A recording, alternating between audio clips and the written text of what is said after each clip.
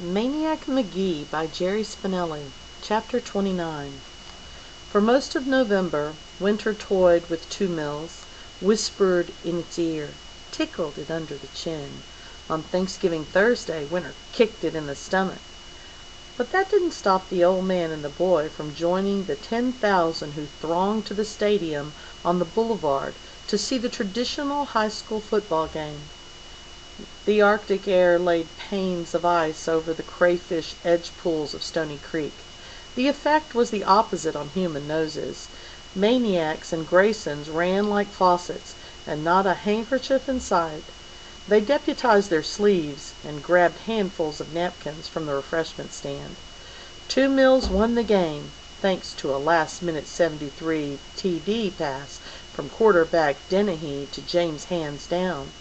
From the instant his old trash-talking Sandlot pal cradled the ball in his long brown fingers, Maniac was jumping on his seat, screaming trash at Hand's pursuers every step to the goal line, and glancing about to make sure Mrs. Beale wasn't hearing.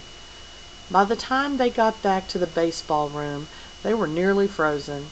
But the freeze was good, for it made the warmth of the little apartment all the more welcome.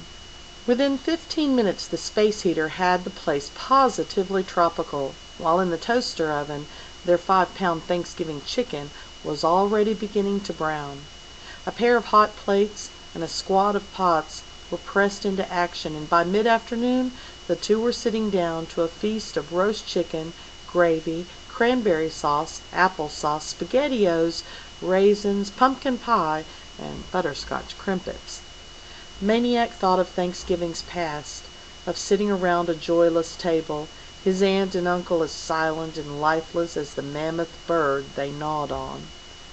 He said this grace: "Dear God, we want to take this opportunity to thank you for the best Thanksgiving dinner we ever had. Well, I ever had. I guess I shouldn't speak for my friend Grayson." He peeked across the table. "Grayson," he whispered, "is this your best one, too?" The old man opened one eye. He shrugged. "Don't know.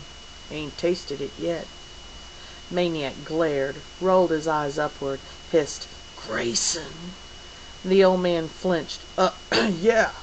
He squinted one eye at the chicken. "Yeah, I guess it is." "The best," Maniac prompted. "The best."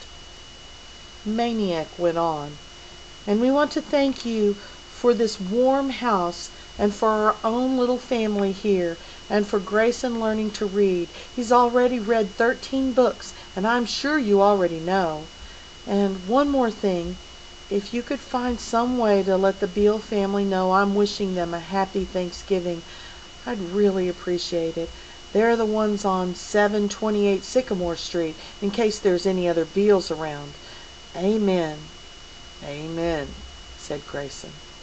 They stuffed themselves silly, then collapsed and listened to polka music.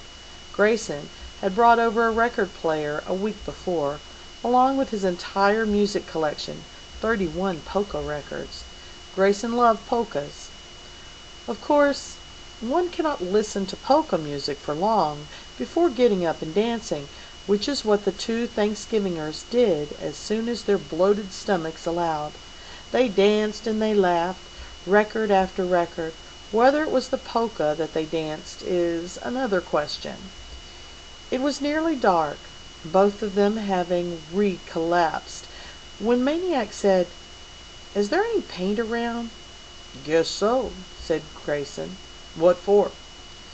"You'll see. Can you get some, and a brush?"